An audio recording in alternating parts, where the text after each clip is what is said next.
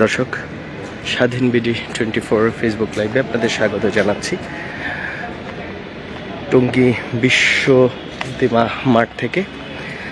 দর্শক, মাওলানা জুবায়ের গ্রুপ এবং মাওলানা সাদ গ্রুপের মধ্যে যে সংঘর্ষ হয়েছে গতকালকে, কয়েকজন মৃত্যুবরণ করেছে এবং শত শত আহত হয়ে বিভিন্ন হসপিটালে ভর্তি আছে। দর্শক, পরবর্তীতে প্রশাসন থেকে 144 ধারা জারি করা হয় এবং টঙ্গী বিশ্ব ইজতেমার আশপাশের মাঠে সব ধরনের সভা সমাবেশ গণজমায়েত নিষিদ্ধ করা হয়। দর্শক, আপনাদের দেখানোর চেষ্টা করছি টঙ্গী ইজতেমা মাঠের ভিতরের বর্তমান পরিস্থিতি। পরবর্তীতে সাদপন্থী যারা ছিল এই মাঠে অবস্থান করছিল, প্রায় 30-40 হাজার মুসল্লি, তারা এই টঙ্গী ইজতেমা মাঠ ছেড়ে তারা তাদের বিভিন্ন মারকাজে চলে যান। দর্শক, বর্তমানে প্রায় 3-4 হাজারের মতো মুসল্লি অবস্থান করছেন। আমরা যেটুকু জানতে পেরেছি, আমরা কথা বলে প্রশাসনের সাথে কথা বলে আমরা যেটুকু জানতে পেরেছি যে এরা হচ্ছে মাওলানা জুবায়েরের অনুসারী, অর্থাৎ 144 দ্বারা জারি হওয়ার পরেও এখানে যারা অবস্থান করছেন তারা মাওলানা জুবায়ের সাহেবের অনুসারী যারা আছেন, তারা বর্তমানে 3-4 হাজার মুসল্লি অবস্থান করছেন টঙ্গী ইজতেমা ময়দানে। দর্শক, আপনাদের জানিয়ে রাখি, গতকাল ভোররাতে একটি সংঘর্ষ হয় মাওলানা সাদ গ্রুপ এবং মাওলানা জুবায়ের গ্রুপের অনুসারীদের মধ্যে। পরবর্তীতে 3 জনের মতো মৃত্যুবরণ করেন ওই সংঘর্ষে। দর্শক, সবশেষ অবস্থা এই টঙ্গী বিশ্ব ইজতেমা ময়দান বর্তমান পরিস্থিতিতে আছেন। দর্শক, আমরা অনেকের সাথে কথা বলার চেষ্টা করেছি, কোনো মুসল্লি আসলে আমাদের সাথে কথা বলতে চাচ্ছেন না।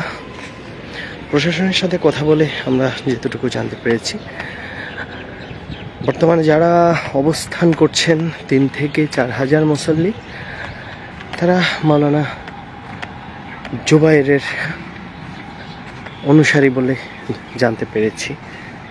দর্শক, ঠিক এই জায়গাতেই সংঘর্ষটি হয়েছে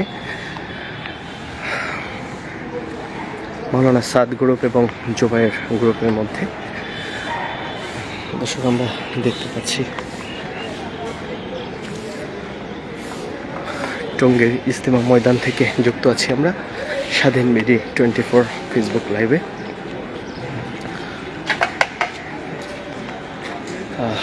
দর্শক, হ্যাঁ, জবাইটা কোথায় করেছিলেন? ওইদিকে, ওই পাশে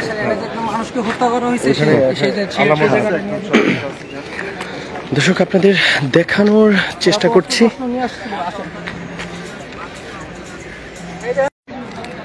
দর্শক, আমরা আপনাদের একটি গাড়ি দেখানোর চেষ্টা করছি। সংঘর্ষে ক্ষতিগ্রস্ত একটি গাড়ি।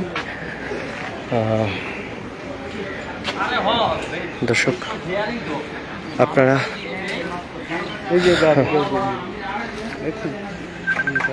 এটা কোথায় হয়েছিল এই গাড়িটা? কাকরাইলের গাড়ি। আমি চালাইতাম। আচ্ছা আচ্ছা, মূলত এই গাড়িটা ভাঙছে কারা? ওরা ভাঙছে কারা, মানে কোন গ্রুপ? ওই যে সাদপন্থীরা। দর্শক, এখানে উপস্থিতি মুসল্লি যারা আছেন তারা বলছেন যে সাদ গ্রুপকে তারা সন্ত্রাসী আখ্যা দিয়ে বলছেন যে সাদ গ্রুপের সন্ত্রাসীরাই মূলত তাদের এই গাড়ি ভাঙচুর করেছে। দর্শক, ঠিক এই মুহূর্তে আপনাদের যেই জায়গাটি দেখানোর চেষ্টা করছি, মূলত এখানেই সংঘর্ষটি হয়েছে। এই যে যে জায়গাটি, এখানে বাঁশ দিয়ে ব্যারিকেড দেওয়া আছে, এখানেই হত্যা করা হয়েছে, দুজনকে জবাই করা হয়েছিল এমনটি বলেছেন। দর্শক, আপনারা দেখতে পাচ্ছেন এখনো সেই রক্ত মাখা ঘাস এখনো ঠিক এভাবেই আছেন। আপনাদের আমরা দেখানোর চেষ্টা করছি। দর্শক, আমরা যুক্ত আছি স্বাধীন বিডি 24 ফেসবুক লাইভে, আপনাদের দেখানোর চেষ্টা করছি। দর্শক, টঙ্গী ইজতেমা ময়দান থেকে